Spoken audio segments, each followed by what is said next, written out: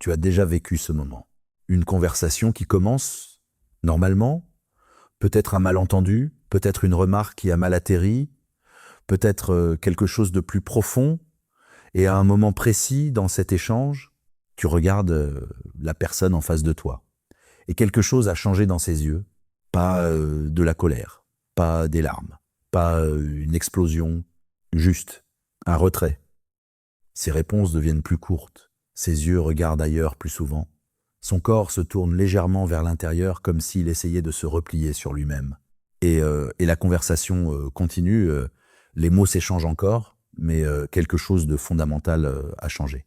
Cette personne n'est plus vraiment là. Et toi, tu te retrouves dans cet espace inconfortable. Tu ne sais pas exactement ce qui vient de se passer, tu ne sais pas si tu as dit quelque chose de mal, tu ne sais pas si tu dois insister, te taire, demander ce qui ne va pas, ou laisser passer. Et peut-être que tu as déjà essayé de demander, et ce que tu as reçu en retour, c'était un rien ou un je vais bien, dit d'une façon qui disait clairement le contraire, ce moment-là. Cette façon qu'a quelqu'un de disparaître silencieusement tout en restant physiquement présent, c'est quelque chose que beaucoup de personnes vivent dans leurs relations et que très peu comprennent vraiment parce que de l'extérieur, ce silence peut ressembler à beaucoup de choses, de la froideur, de l'entêtement, de la manipulation passive, quelqu'un qui fait la tête, quelqu'un qui refuse de communiquer. Mais voilà ce que la plupart des gens ne voient pas. Ce silence n'est presque jamais ce qu'il semble être. Aujourd'hui, on va aller à l'intérieur de ce silence. On va comprendre exactement ce qui se passe dans la psychologie de quelqu'un qui se tait quand il est blessé dans une relation. Pas de façon abstraite, pas avec des théories qui flottent dans le vide, mais de façon concrète et humaine, avec des exemples que tu vas reconnaître immédiatement parce que tu les as peut-être vécus d'un côté ou de l'autre. Parce que comprendre ce silence, vraiment le comprendre, change quelque chose de fondamental dans la façon dont on navigue ces relations. Ça change la façon dont on réagit quand quelqu'un qu'on aime disparaît dans ce silence. Ça change la façon dont on se comprend soi-même si c'est notre propre schéma. Et ça ouvre quelque chose qui semblait fermé, la possibilité d'une vraie connexion, même avec quelqu'un qui a appris que le silence était plus sûr que les mots. Reste avec moi. Parce que ce qu'on va explorer ensemble aujourd'hui touche à quelque chose que beaucoup de personnes portent depuis très longtemps, sans vraiment savoir comment le nommer. Premièrement, ce que ce silence révèle vraiment sur quelqu'un et pourquoi ce n'est ni de la froideur ni de l'indifférence. Commençons par démolir quelque chose. Une idée très répandue, très intuitive en apparence et pourtant fondamentalement fausse dans la grande majorité des cas. L'idée que quelqu'un qui se tait quand il est blessé, qui ne réagit pas, qui ne s'explique pas, qui ne se défend pas, ne ressent pas grand-chose, comme si le silence était la preuve d'une absence d'émotion, comme si quelqu'un qui crie ou pleure ou argumente ressentait plus, et quelqu'un qui se tait ressentait moins. C'est exactement l'inverse qui est souvent vrai. Et pour comprendre pourquoi, laisse-moi te montrer quelque chose de très concret. Imagine deux personnes qui reçoivent une mauvaise nouvelle au travail, une restructuration, un projet annulé, quelque chose qui les affecte tous les deux de façon importante. La première réagit immédiatement, elle exprime sa frustration, elle pose des questions, elle cherche des explications, elle est visible dans sa réaction. La deuxième reste calme, elle hoche la tête, elle dit peu de choses, elle continue sa journée normalement en apparence. Laquelle de ces deux personnes est la plus affectée?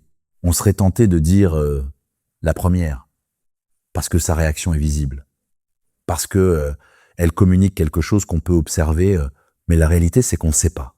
On ne peut pas savoir juste en regardant, parce que la façon dont quelqu'un exprime ce qu'il ressent ne dit pas grand-chose sur l'intensité de ce qu'il ressent, et dans les relations. Cette confusion-là crée des malentendus profonds et douloureux. Parce que quand ton partenaire se tait après une dispute, quand il ou elle arrête de répondre vraiment, quand quelque chose de froid s'installe entre vous sans qu'un seul mot d'explication soit prononcé, la lecture naturelle et immédiate que tu en fais, c'est souvent celle-ci. Il s'en fiche. Elle ne tient pas assez à cette relation pour essayer. Il me punit. Elle est manipulatrice. Il ou elle refuse de communiquer. Et cette lecture-là, aussi compréhensible soit-elle, rate complètement ce qui se passe vraiment Voilà ce que la psychologie nous dit sur ce type de silence. Ce silence est presque toujours une réponse d'adaptation, ce qu'on appelle le retrait émotionnel. Et c'est quelque chose qui se déclenche non pas parce que une personne ne ressent rien, mais précisément parce qu'elle ressent trop de choses simultanément et que son système nerveux a appris, souvent depuis longtemps, que l'expression de ses émotions dans un contexte de tension mène à quelque chose de douloureux, pas à la connexion, pas à la compréhension, mais à plus de conflits, plus de malentendus, plus de douleurs. Et face à cette équation, le cerveau fait quelque chose de très logique en réalité. Il choisit la stratégie qui semble la moins risquée, le silence. Laisse-moi te donner un exemple très terre-à-terre, pour que ça soit vraiment clair. Imagine quelqu'un qui s'est brûlé plusieurs fois en touchant le bord d'une poêle chaude. Pas une fois, plusieurs fois. Dans des contextes différents, avec des poêles différentes. Et à chaque fois, il s'est brûlé. Qu'est-ce qui se passe dans son cerveau avec le temps? Il développe un réflexe. Une prudence automatique face aux poêles. Pas parce qu'il est devenu irrationnel, pas parce qu'il a décidé consciemment de ne plus jamais s'approcher d'une poêle, mais parce que son système nerveux a enregistré une information très précise. Approcher certaines surfaces, dans certains contextes, produit de la douleur. Et la personne qui se retire dans le silence, dans ses relations, c'est exactement ce processus qui est à l'œuvre. Sauf que la poêle chaude, ce ne sont pas les conflits eux-mêmes, c'est l'expression émotionnelle dans ces conflits. C'est le fait de dire ce qu'on ressent, de tenter de se faire comprendre, de s'ouvrir dans un moment de tension. Parce qu'à un moment ou à plusieurs moments de sa vie, cette tentative a produit de la douleur, une émotion minimisée, des mots mal interprétés, une vulnérabilité exposée puis utilisée contre elle. Une tentative d'explication qui a empiré les choses au lieu de les améliorer. Et son cerveau a enregistré ça silencieusement, sans décision consciente, juste un apprentissage progressif. Parler dans ces moments-là, c'est risqué. Le silence, c'est plus sûr. Maintenant, voilà quelque chose d'important que je veux qu'on comprenne vraiment ensemble. Parce que beaucoup de personnes qui lisent ou entendent ça pensent immédiatement à leur partenaire, à cette façon qu'il ou elle a de se fermer dans les moments difficiles.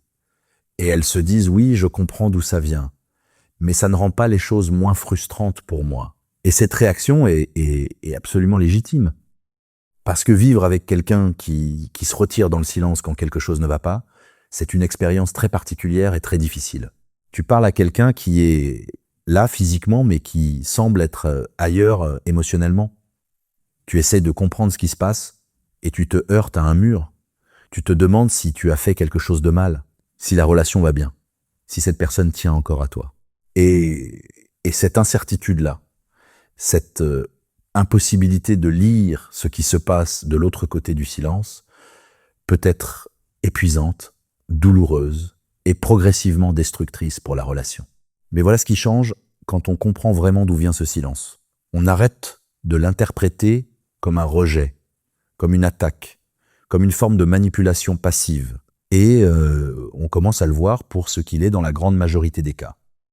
Une personne qui fait de son mieux avec les outils qu'elle a, avec les stratégies de protection qu'elle a développées pour survivre à des expériences où s'exprimer lui avait coûté quelque chose. C'est pas une excuse pour le comportement, c'est pas une raison de tout accepter sans rien dire, mais c'est une clé de lecture qui change complètement la dynamique de ce qu'on peut faire avec ça. Parce que quelqu'un qui est froid et indifférent, et quelqu'un qui souffre et ne sait pas comment le montrer sans risque, ces deux personnes ont besoin de réponses complètement différentes. Et confondre les deux, répondre à quelqu'un qui souffre comme si c'était quelqu'un qui s'en fiche, c'est l'une des façons les plus communes et les plus douloureuses de laisser passer une connexion réelle. Maintenant, voilà la question qui reste. Si ce silence vient d'un apprentissage, d'une stratégie de protection développée avec le temps, où est-ce que cet apprentissage a commencé vraiment? Parce que dans la plupart des cas, il commence pas dans la relation adulte actuelle, il commence bien plus tôt. Deuxièmement, comment les expériences passées installent silencieusement ce schéma pour des années. Voilà quelque chose que peu de gens réalisent vraiment sur les schémas qu'ils portent dans leur relation adulte. La plupart ne viennent pas de la relation actuelle.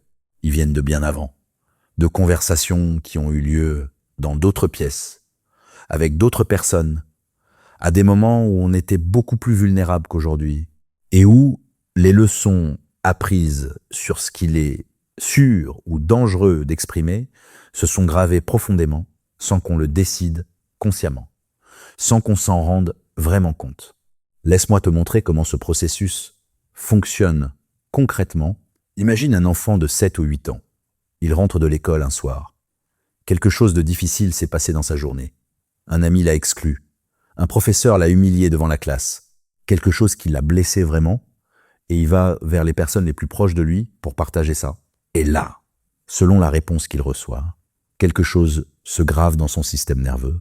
Si la réponse est de la présence, de l'écoute, quelqu'un qui dit « je t'entends », c'est normal que ça t'ait fait mal. Son cerveau apprend quelque chose de précieux. Partager ce qu'on ressent est sûr. Les émotions sont accueillies. La vulnérabilité mène à la connexion. Mais si la réponse est autre chose, arrête de faire une montagne de rien. T'es trop sensible. Les autres ont des vrais problèmes. Ou pire, un silence inconfortable, une impatience visible, un changement de sujet rapide. Son cerveau apprend quelque chose de complètement différent. Mes émotions dérangent. Ce que je ressens n'est pas bienvenu ici. Montrer ma vulnérabilité crée de l'inconfort ou du conflit. La prochaine fois, il vaut mieux que je garde ça pour moi. Et c'est pas une décision. C'est pas un choix conscient que cet enfant fait. C'est simplement ce que le cerveau fait. Il apprend de ses expériences, il enregistre ce qui produit de la connexion et ce qui produit de la douleur. Et progressivement, il ajuste le comportement en conséquence. Les psychologues appellent ça l'invalidation émotionnelle. Et ces effets sur le développement émotionnel d'une personne sont bien documentés et vraiment profonds. Parce que voilà ce qui se passe quand un enfant grandit dans un environnement où ses émotions sont régulièrement minimisées ou ignorées. Il ne perd pas ses émotions. Elles sont toujours là, aussi intenses, aussi réelles, peut-être même plus intenses précisément parce qu'elles ne trouvent pas de sortie. Mais il apprend à les gérer seul, dans le silence, dans sa tête, sans les partager. Et cette compétence, cette capacité à tout porter intérieurement ressemble à de la force vue de l'extérieur, à de la maturité, à de l'indépendance émotionnelle. Mais c'est quelque chose de beaucoup plus complexe que ça. C'est une stratégie de survie. Laisse-moi te donner un exemple qui va parler à beaucoup de personnes dans leur relation actuelle. Imagine une femme. Appelons-la Sarah. Sarah a grandi dans une famille où les émotions fortes créaient du chaos. Son père avait du mal à gérer le conflit. Sa mère minimisait régulièrement ses préoccupations pour maintenir la paix. Et progressivement, Sarah a appris quelque chose de très précis. Quand je dis ce que je ressens vraiment, les choses empirent. Soit ça crée une dispute que personne ne sait gérer, soit on me dit que je fais trop, soit je me retrouve à gérer les émotions des autres au lieu des miennes. Alors autant me taire. Et Sarah a développé quelque chose, une façon de fonctionner qui lui permettait de naviguer son environnement familial avec le moins de dommages possible. Le silence intérieur, cette capacité à ressentir profondément, à tout analyser, à tout comprendre, mais à ne rien montrer. Et cette Sarah, adulte, aujourd'hui dans sa relation amoureuse, quand son partenaire dit quelque chose qui la blesse, quand une incompréhension surgit, quand elle se sent mal comprise ou mise de côté, que fait-elle? Elle se tait, pas parce qu'elle s'en fiche, pas parce qu'elle veut pas que les choses s'améliorent, mais parce que, quelque part dans son système nerveux, il y a une règle qui s'est installée depuis très longtemps. Quand tu exprimes ce qui te blesse dans un moment de tension, les choses empirent. Alors protège-toi, recule, silence, et son partenaire de son côté, qui ne connaît pas cette histoire, qui ne voit que le silence, interprète ça comme de la froideur, comme du désintérêt, comme une façon passive, agressive de le punir. Et cette mauvaise lecture crée quelque chose de particulièrement douloureux. Deux personnes qui tiennent vraiment l'une à l'autre.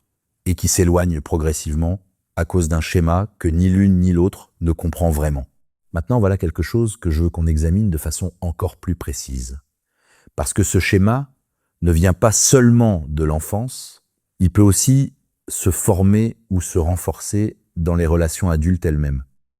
Imagine quelqu'un qui a vécu une relation précédente difficile.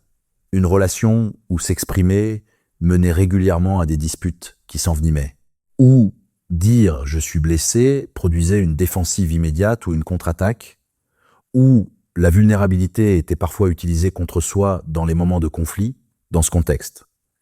Le cerveau fait quelque chose de très précis. Il commence à associer l'expression émotionnelle dans les moments de tension à un danger, pas un danger abstrait, un danger concret et expérimenté. Je parle, ça empire. Je me tais. C'est douloureux, mais au moins, ça crée pas plus de conflits. Et quand cette personne entre dans une nouvelle relation, même avec quelqu'un de complètement différent, même avec quelqu'un qui n'a jamais eu les comportements de l'ex, son système nerveux porte encore cette association. Tension dans la relation, danger potentiel, recul, silence. C'est pas de la méfiance envers la nouvelle personne nécessairement. C'est une réponse automatique, un réflexe de protection qui se déclenche avant même que la réflexion consciente puisse intervenir. Et c'est là que quelque chose devient vraiment important à comprendre pour les deux personnes dans une relation. Ce silence que tu observes chez ton partenaire dans les moments difficiles, il ne te parle peut-être pas de vous deux. Il parle de quelque chose qui existait bien avant toi, quelque chose que cette personne porte, quelque chose qui s'est installé à travers des expériences où s'ouvrir lui a coûté quelque chose. Et cette distinction-là entre quelqu'un qui refuse de communiquer et quelqu'un qui a appris que communiquer dans ces moments était dangereux change tout dans la façon dont on peut aborder la situation. Parce que dans le premier cas, la solution, c'est peut-être de poser des limites claires, de dire clairement ce qui n'est pas acceptable. Mais dans le deuxième cas, la solution commence par quelque chose de complètement différent. Elle commence par créer quelque chose que cette personne n'a peut-être pas eu assez souvent dans sa vie, un espace où ses émotions peuvent exister sans risque.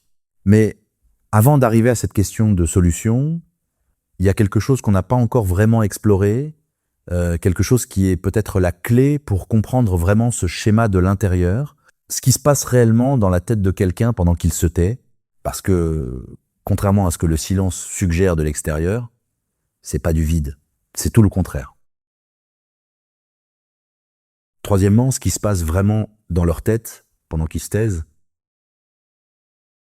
voilà quelque chose que beaucoup de personnes en relation ne savent pas. Quand ton partenaire se tait, quand il ou elle arrête de répondre vraiment, quand ce silence s'installe entre vous et que tu ne sais pas comment le traverser, il se passe quelque chose de l'autre côté de ce silence que tu ne vois pas. Quelque chose d'intense, de complexe, d'épuisant même, parce que ce silence extérieur ne reflète pas un calme intérieur. Il cache souvent exactement le contraire. Laisse-moi te montrer ça de façon très concrète. Imagine que tu envoies un message important à quelqu'un, quelque chose qui compte pour toi, et tu vois que le message a été lu, mais pas de réponse. Les minutes passent, puis les heures peut-être, et de l'extérieur. Rien. Mais qu'est-ce qui se passe dans ta tête pendant ce temps ? Tu relis ce que tu as écrit, tu cherches si quelque chose a pu mal passer, tu imagines des scénarios, tu essaies de comprendre, tu analyses, tu formules des réponses possibles à une réponse qui n'est pas encore arrivée. Ton esprit est en pleine activité, mais de l'extérieur. Rien n'est visible. C'est exactement ça qui se passe dans la tête d'une personne qui se tait quand elle est blessée dans sa relation. L'esprit tourne, vite, intensément, dans toutes les directions. Elle rejoue la conversation, parfois depuis le début. Elle repasse chaque phrase, chaque intonation, chaque regard. Elle cherche le moment précis où quelque chose a changé. Elle essaye de comprendre si elle a mal interprété quelque chose, si elle a dit quelque chose de travers, si la blessure qu'elle ressent est justifiée ou exagérée. Et en parallèle de tout ça, elle essaie de réguler quelque chose, des émotions qui montent, de la tristesse peut-être, de la frustration, de la peur parfois. Cette peur particulière dans une relation de se retrouver une fois de plus dans un malentendu qui va tout compliquer. Et elle fait tout ça, seule, dans sa tête, sans le montrer. Laisse-moi te donner un exemple précis pour que tu vois vraiment ce que ça ressemble dans la réalité d'une relation. Imagine un couple. Appelons-les Léa et Thomas. Ils dînent ensemble un soir et Thomas fait une remarque. Pas méchante intentionnellement, peut-être légère pour lui, mais qui touche quelque chose de sensible chez Léa, quelque chose sur sa façon de gérer une situation au travail, quelque chose qui ressemble de près à une critique même si c'était peut-être pas voulu comme ça. Thomas ne remarque rien d'immédiat. La conversation continue, ils finissent de manger, ils regardent quelque chose ensemble. Mais Léa est ailleurs. De l'extérieur, Thomas voit quelqu'un de silencieux, légèrement distant peut-être. Il ne comprend pas vraiment ce qui se passe. Il finit par demander « ça va ». Elle répond « oui, ça va ». Et quelque chose reste suspendu entre eux, sans être résolu. Mais dans la tête de Léa pendant tout ce temps, une conversation entière a eu lieu. Est-ce qu'il pense vraiment que je gère mal les choses? Est-ce qu'il me voit comme quelqu'un d'incompétent? Est-ce que c'est quelque chose qu'il pense depuis un moment et qu'il n'avait jamais dit? Est-ce que si j'en parle, ça va créer une dispute? Est-ce qu'il va dire que je suis trop sensible? Est-ce que ma réaction est disproportionnée? Est-ce que je me trompe sur ce que j'ai entendu? Ces questions ne s'arrêtent pas. Elles tournent. Elles se superposent. Elles s'alimentent les unes les autres. Et pendant que tout ça se passe dans son esprit, Léa essaie aussi de gérer quelque chose de physique. Cette tension dans la poitrine, cette légère contraction dans la gorge. Ce sentiment diffus d'inconfort qui accompagne quelque chose qu'on n'a pas pu exprimer. Et voilà quelque chose d'important que je veux qu'on comprenne sur ce processus. Cette activité intérieure intense, cette façon de tout traiter seul dans sa tête, n'est pas une façon de manipuler Thomas. C'est pas une façon de le punir par le silence. C'est pas de la passivité agressive. C'est quelqu'un qui essaie de gérer quelque chose de difficile avec les outils qu'elle a. Et ces outils sont des outils intérieurs, des outils de traitement en solo. Parce que c'est ce qu'elle a appris à faire. Maintenant, voilà quelque chose de fascinant que la psychologie nous dit sur ces personnes. Beaucoup d'entre elles ont en réalité une conscience émotionnelle très développée. Elles perçoivent des nuances que d'autres ne remarquent pas. Elles captent des changements subtils de ton, des micro-expressions, des mots choisis, des façons de dire les choses. Et c'est précisément parce qu'elles sont si sensibles à tout ça que les moments de tension sont si intenses pour elles. Il n'y a pas de demi-teinte. Chaque interaction porte quelque chose. Et quand quelque chose blesse, ça blesse vraiment. Mais voilà le paradoxe cruel. Cette même sensibilité qui leur permet de percevoir autant, qui les rend capables d'une empathie et d'une profondeur émotionnelle remarquable, les rend aussi beaucoup plus exposés à la blessure, dans leurs relations, et donc beaucoup plus enclines à se protéger derrière le silence. Laisse-moi te donner encore un exemple très concret pour que ça soit vraiment clair. Imagine quelqu'un qui a la peau très sensible, physiquement, ce que les autres touchent, sans y penser. Un tissu, une texture, une pression. Pour cette personne, c'est beaucoup plus intense. Parfois inconfortable, parfois douloureux. C'est pas une faiblesse. C'est simplement une façon d'être constituée qui demande des ajustements, des précautions. Une façon différente de naviguer le monde physique. La sensibilité émotionnelle fonctionne de la même façon. Ce que quelqu'un dit en passant sans vraiment y penser. Une remarque légère, un ton légèrement impatient, un regard qui dure une seconde de trop ou pas assez. Pour quelqu'un de très sensible émotionnellement, tout ça a du poids. Tout ça crée quelque chose à l'intérieur qui demande à être traité. Et quand on a appris que traiter ça à voix haute dans la relation menait souvent à plus de douleur, on le traite en silence, en solo, dans cet espace intérieur où personne ne peut minimiser ce qu'on ressent. Personne ne peut le retourner contre nous. Personne ne peut dire qu'on est trop sensible. Maintenant, voilà quelque chose que je veux qu'on aborde très honnêtement. Parce que jusqu'ici, on a surtout parlé de ce schéma du point de vue de la personne qui se tait. Mais je veux aussi reconnaître quelque chose d'important pour les partenaires de ces personnes. Vivre avec quelqu'un qui se retire dans le silence, dans les moments difficiles, c'est vraiment éprouvant. Tu essaies de comprendre ce qui se passe. Tu n'as pas accès à l'information dont tu aurais besoin pour aider ou pour te défendre ou pour simplement savoir où tu en es. Tu te retrouves dans une incertitude inconfortable. Et parfois, cette incertitude se transforme en quelque chose de plus douloureux. Tu commences à te demander si tu comptes vraiment, si la relation est solide, si cette personne te fait confiance, si elle veut vraiment être là. Et ces questions-là, légitimes et humaines, peuvent pousser vers des comportements qui aggravent involontairement la situation.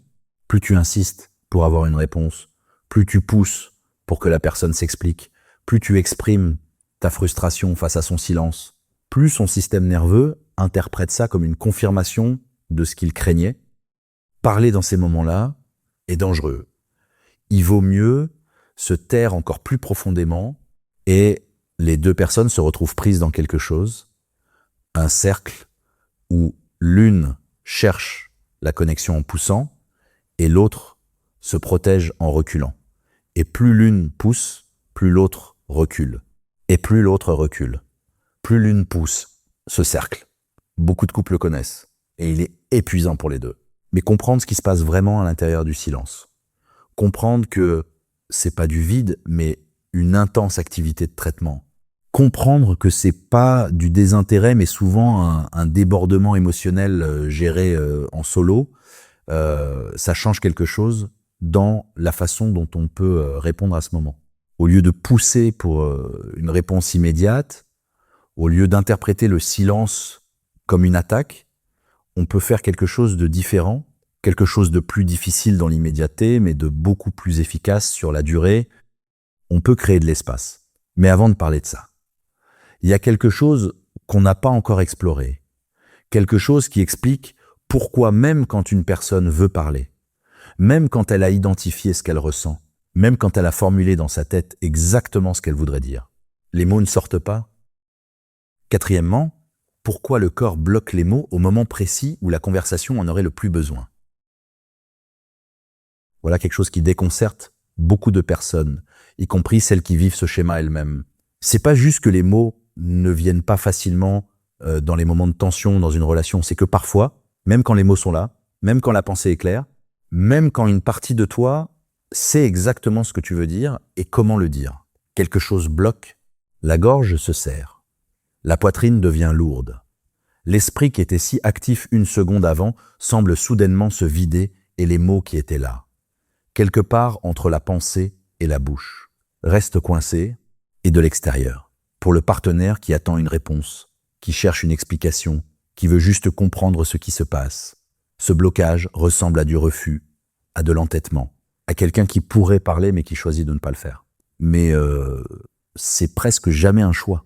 Et pour comprendre pourquoi, il faut comprendre quelque chose sur la façon dont le corps réagit au danger émotionnel perçu. La plupart des gens connaissent la réponse combat ou fuite, ce mécanisme de survie que le corps déclenche face à une menace. Le cœur qui s'accélère, les muscles qui se tendent, l'adrénaline qui monte, le corps qui se prépare à affronter ou à fuir. Mais il existe une troisième réponse de survie que beaucoup de gens ne connaissent pas aussi bien.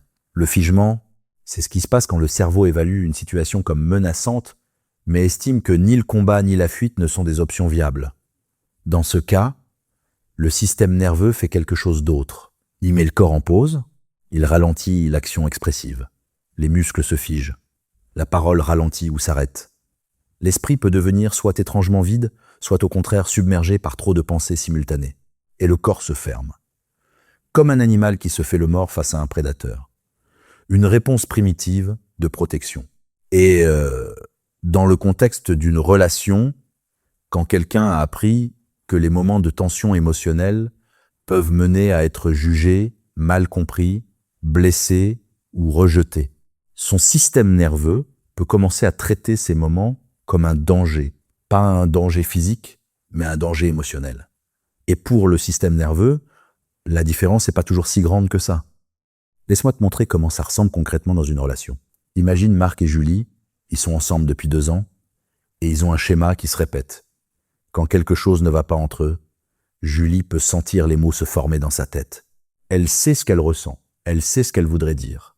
Elle a même parfois répété mentalement comment elle pourrait l'exprimer. Mais quand Marc lui fait face et lui demande directement « Qu'est-ce qui se passe ? Dis-moi ce que tu ressens », quelque chose change. Sa gorge se serre.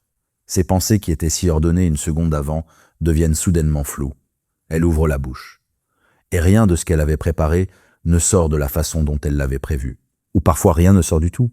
Et Marc interprète ça comme de la mauvaise volonté, comme une façon de le laisser dans l'incertitude, alors qu'en réalité, Julie vit quelque chose d'involontaire et de profondément inconfortable. Son corps a pris une décision avant même que sa conscience ait eu le temps d'intervenir.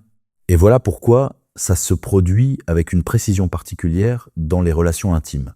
Les relations intimes sont précisément les espaces où on est le plus vulnérable émotionnellement, où l'opinion de l'autre compte le plus, où être mal compris fait le plus mal. Et donc où le système nerveux est le plus susceptible de déclencher cette réponse de protection.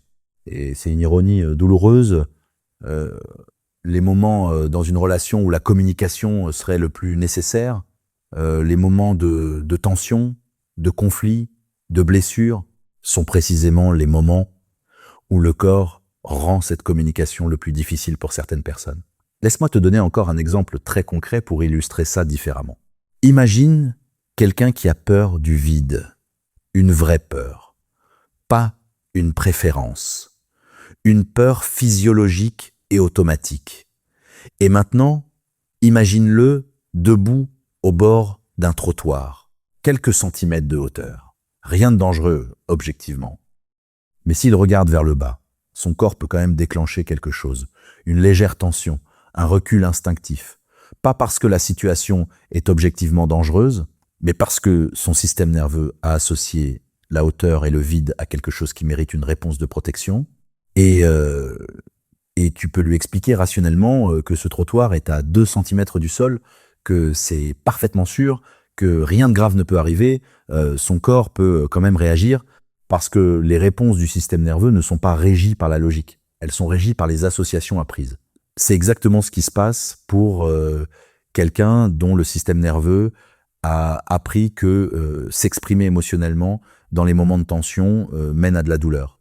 Tu peux lui dire que tu es différent des autres, que tu n'es pas là pour le juger, que tu veux juste comprendre que c'est un espace sûr, et son corps peut quand même déclencher la réponse de figement, parce que son système nerveux ne répond pas aux paroles du moment, il répond aux expériences accumulées. Et voilà quelque chose d'important que je veux que tu comprennes, si tu es le partenaire de quelqu'un qui vit ça. Insister pour une réponse immédiate dans ces moments-là, poser des questions en rafale, exprimer ta frustration face au silence, demander pourquoi tu ne me parles pas, tout ça, aussi légitime que ce soit comme réaction, aggrave souvent le figement au lieu de le résoudre. Parce que ça ajoute de la pression à un système nerveux qui est déjà en mode protection, et un système nerveux en mode protection sous pression additionnelle ne s'ouvre pas. Il se ferme encore plus profondément. C'est comme essayer d'ouvrir une main crispée en appuyant dessus plus fort. La pression ne fait pas s'ouvrir la main. Elle la fait se fermer davantage. Maintenant, voilà quelque chose que je veux qu'on aborde du côté de la personne qui vit ce blocage. Parce que vivre ça dans une relation, c'est pas juste frustrant pour le partenaire, c'est aussi profondément frustrant pour soi-même.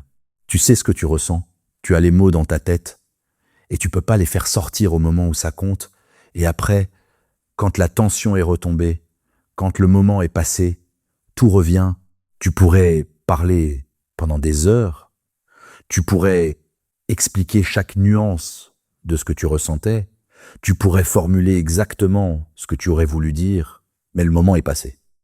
Et cette incapacité à s'exprimer quand c'est nécessaire crée quelque chose de particulièrement douloureux, une frustration contre soi-même, parfois une honte, ce sentiment d'être dysfonctionnel dans ses relations, de ne pas savoir communiquer correctement, de faire souffrir l'autre sans le vouloir. Et cette honte-là, ce regard dur qu'on porte sur soi-même à travers ce schéma, peut devenir une couche supplémentaire de difficulté, parce qu'elle renforce l'idée que quelque chose ne va pas chez soi, et que le mieux à faire est encore de garder tout ça à l'intérieur. Mais voilà quelque chose d'essentiel que je veux que tu entendes si tu te reconnais dans cette description. Ce blocage, cette difficulté à mettre des mots sur ce que tu ressens dans les moments de tension. C'est pas un défaut de caractère, c'est pas une incapacité permanente à communiquer, c'est pas une preuve que tu es impossible à aimer ou difficile à être en relation avec. C'est une réponse apprise, et ce qui est appris peut évoluer. Mais cette évolution, cette façon de progressivement désapprendre que s'exprimer est dangereux, elle ne se produit pas sous la pression. Elle ne se produit pas dans l'urgence d'une conversation tendue. Elle se produit dans quelque chose d'autre. Quelque chose de beaucoup plus doux et de beaucoup plus patient que ça. Quelque chose qu'on va explorer maintenant. Parce qu'il reste encore quelque chose de crucial qu'on n'a pas encore abordé. Quelque chose sur ce que vivent ces personnes dans leurs relations et sur le paradoxe au cœur de tout ce schéma, le fait que la stratégie qui était censée les protéger finit souvent par créer exactement ce qu'elle voulait éviter. Cinquièmement, le paradoxe douloureux de vouloir la connexion tout en s'en éloignant. On arrive maintenant à quelque chose de particulièrement difficile à regarder en face. Parce que ce qu'on va explorer dans cette section touche à une vérité inconfortable sur ce schéma. Une vérité que les personnes qui vivent ce schéma ressentent souvent confusément, sans pouvoir l'articuler clairement. Et que leurs partenaires perçoivent sans toujours comprendre d'où ça vient. Le paradoxe au cœur du retrait émotionnel. Et voilà ce que ce paradoxe dit simplement. La stratégie qui était censée protéger la connexion finit souvent par la détruire. Laisse-moi te montrer comment ça se déroule concrètement dans une relation. Imagine Sophia et Karim. Ensemble depuis 3 ans, Sophia est quelqu'un qui se retire dans le silence quand elle est blessée. Karim est quelqu'un qui a besoin de communication directe pour se sentir en sécurité dans la relation. Un soir, ils ont un malentendu.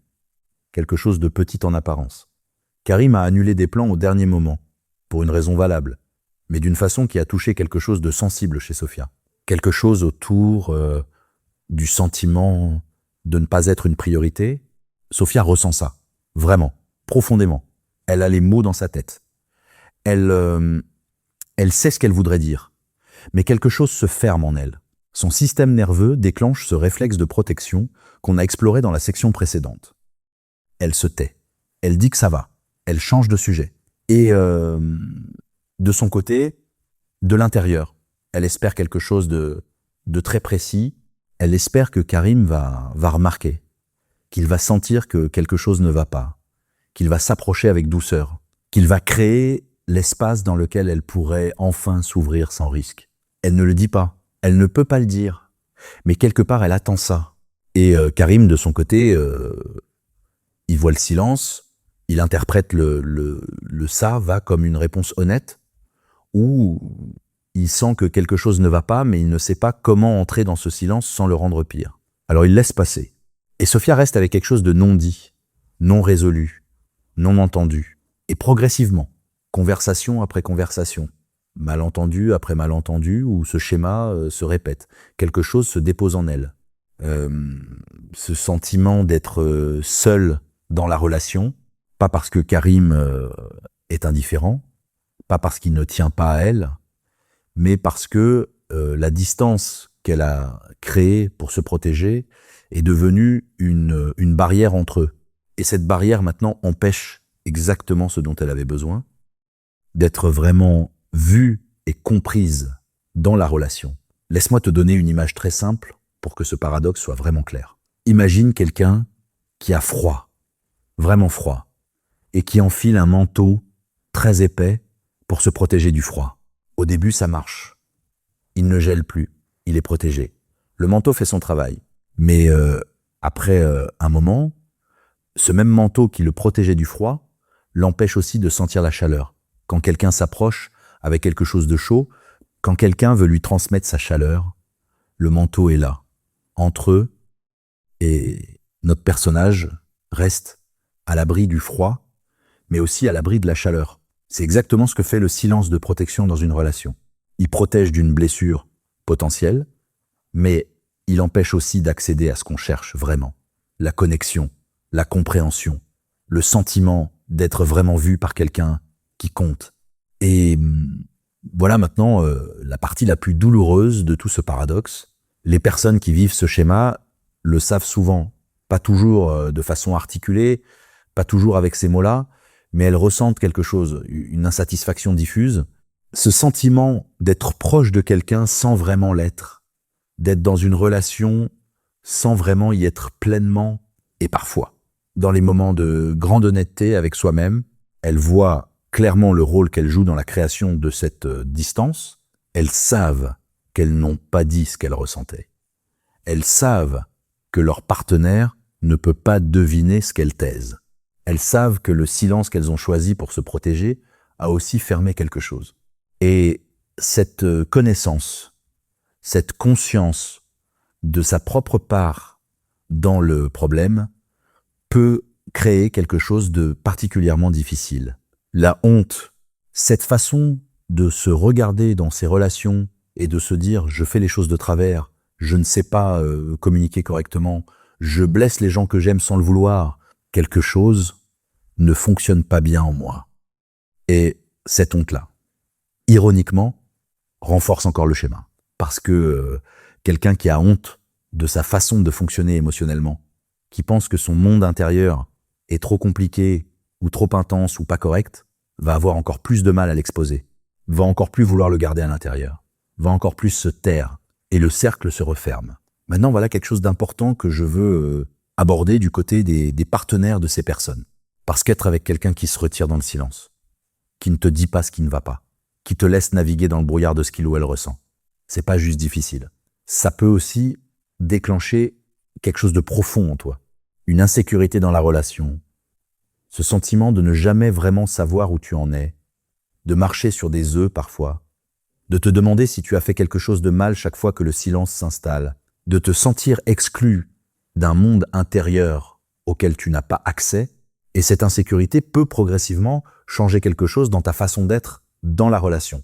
Peut-être que tu deviens plus vigilant, tu surveilles les changements de ton, les micro-expressions, les façons d'être légèrement différentes, cherchant constamment des indices sur l'état de l'autre. Peut-être que tu deviens plus insistant dans les moments de silence, poussant pour des réponses parce que l'incertitude est devenue trop inconfortable à porter.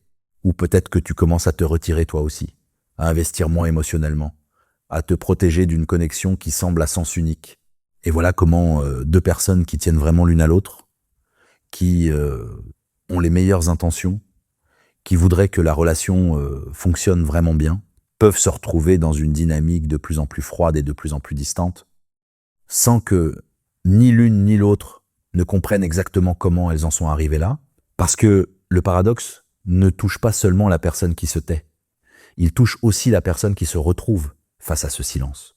Et progressivement, les deux personnes peuvent se trouver protégées derrière leur propre mur, se regardant de loin, en voulant quelque chose de différent, mais sans savoir comment y accéder. Et c'est pas une fatalité, ce schéma. Aussi ancré soit-il, aussi profondément installé soit-il, dans le système nerveux de quelqu'un, n'est pas permanent, n'est pas la définition de ce que cette personne est, n'est pas le plafond de ce que cette relation peut devenir, mais la façon dont ce schéma évolue, la façon dont quelqu'un commence à réapprendre que s'exprimer dans une relation peut être sûr, ne ressemble pas à ce que beaucoup de gens imaginent. C'est pas une grande conversation cathartique, c'est pas une thérapie de choc, c'est pas quelqu'un qui décide du jour au lendemain de tout changer. C'est quelque chose de beaucoup plus doux, de beaucoup plus patient, de beaucoup plus progressif. Et c'est exactement de ça qu'on va parler pour finir. On arrive au bout de ce qu'on a traversé ensemble. Et je veux commencer cette conclusion par quelque chose d'important. Ce schéma dont on a parlé tout au long de cet épisode, ce retrait dans le silence face à la blessure, ce blocage des mots dans les moments où la communication serait le plus nécessaire, ce paradoxe de vouloir la connexion tout en s'en éloignant, c'est pas une condamnation, c'est pas une liste de défauts, c'est pas un diagnostic de quelqu'un de cassé ou d'impossible à aimer, c'est la description d'une adaptation, quelque chose qu'un système nerveux intelligent a développé pour survivre à des expériences ou s'ouvrir à écouter quelque chose. Et cette distinction-là est fondamentale, parce qu'elle change complètement la façon dont on peut aborder ce schéma dans soi-même et chez l'autre. Alors parlons maintenant de comment quelque chose peut commencer à changer. Et la première chose que je veux dire sur ça, c'est que la guérison ne commence presque jamais par la pression. Pas par quelqu'un qui dit « il faut que tu parles plus », pas par « il faut que tu t'ouvres davantage », pas par une ultimatum dans la relation, pas par une conversation intense où on force quelqu'un à exprimer ce qu'il tait depuis des années. Tout ça peut ressembler à de l'aide. Mais pour le système nerveux de quelqu'un qui a appris que s'exprimer est dangereux, la pression ne crée pas de l'ouverture. Elle crée plus de fermeture. Imagine quelqu'un qui a peur du noir depuis l'enfance. Une vraie peur, installée profondément, Et maintenant, imagine qu'on essaye de l'aider en l'enfermant dans une pièce sombre, en lui disant « tu vas voir, c'est pas dangereux ». Affronte ta peur. C'est pas comme ça qu'on désapprend une peur profonde. C'est pas comme ça que le système nerveux apprend que quelque chose est sûr. Ça se fait différemment. Progressivement, doucement, à travers des expériences répétées qui envoient un nouveau message au système nerveux. C'est pas dangereux ici. Tu peux exister tel que tu es. Tes émotions ont le droit d'être là. Et voilà comment ça ressemble concrètement dans une relation. La guérison commence souvent dans un moment très ordinaire. Pas dans une grande conversation planifiée. Pas dans un moment de révélation dramatique.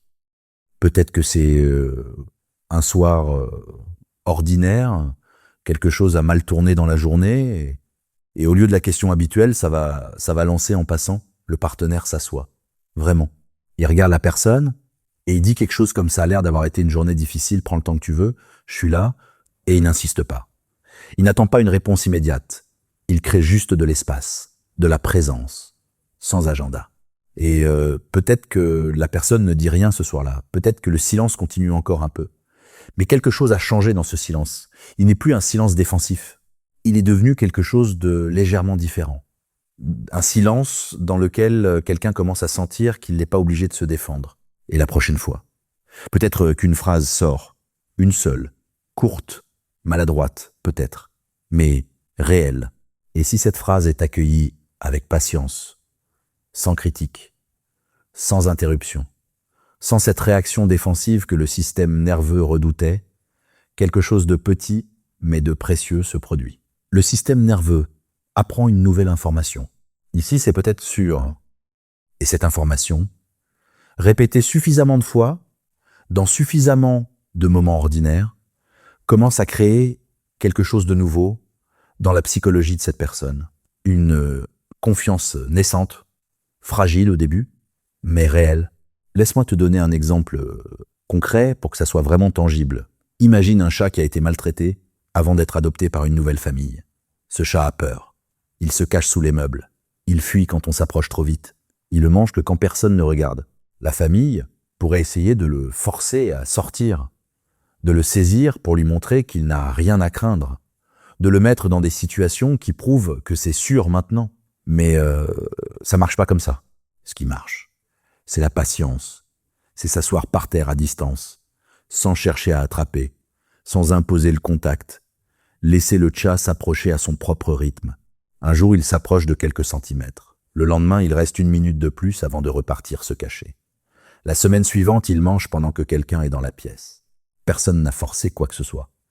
Mais le système nerveux du chat a appris progressivement, à travers des expériences répétées, que cette pièce, ces personnes, cet espace sont différents de ce qu'il a connu avant. C'est exactement comme ça que la confiance se reconstruit chez quelqu'un qui a appris que s'exprimer était dangereux. Pas avec une grande conversation, pas avec de la pression, mais à travers de petits moments répétés de sécurité émotionnelle. Maintenant, voilà quelque chose que je veux adresser directement aux personnes qui vivent ce schéma elles-mêmes. Si tu te reconnais dans ce que j'ai décrit tout au long de cet épisode, si t'es quelqu'un qui se tait quand t'es blessé, qui a du mal à mettre des mots sur ce que tu ressens dans les moments de tension, qui voudrait s'ouvrir davantage dans ses relations, mais dont le corps semble parfois prendre la décision à ta place. Il y a quelque chose d'important que je veux que tu entendes. Ce que tu portes n'est pas une faiblesse. C'est une réponse intelligente à des expériences qui n'étaient pas faciles.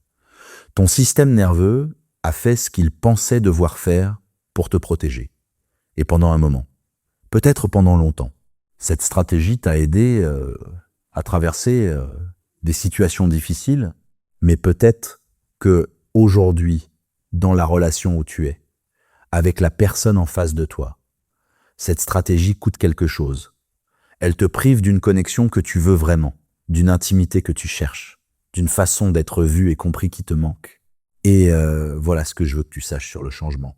Il ne demande pas que tu deviennes quelqu'un de différent. Il ne demande pas que tu t'ouvres complètement du jour au lendemain. Il ne demande pas que tu fasses disparaître en quelques semaines ce que des années d'expérience ont installé. Il commence par quelque chose de beaucoup plus petit, une phrase, une seule, dans un moment où ça te semble peut-être un peu plus sûr que d'habitude. Ça m'a fait de la peine quand tu as dit ça, ou je me suis senti mis de côté ce soir, ou j'ai du mal à trouver les mots là maintenant, mais je voulais que tu saches que quelque chose ne va pas. C'est pas parfait. C'est peut-être pas articulé comme tu l'aurais voulu dans un monde idéal, mais c'est réel.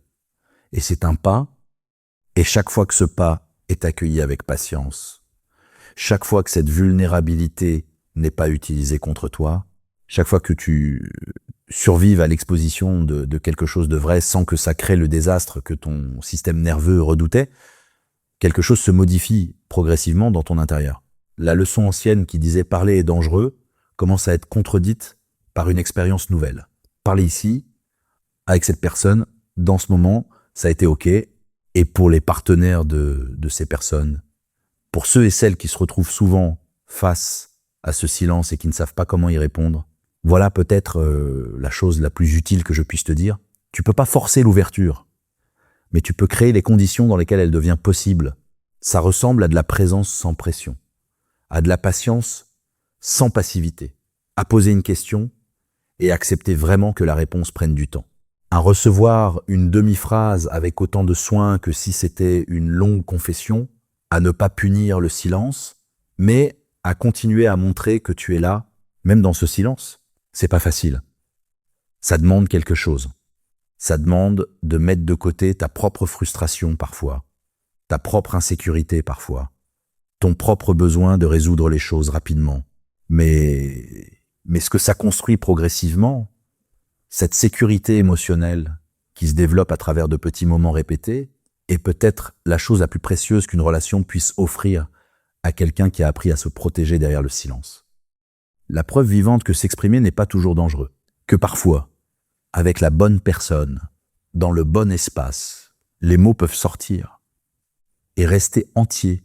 Et voilà peut-être la chose la plus importante de tout ce qu'on a traversé ensemble aujourd'hui.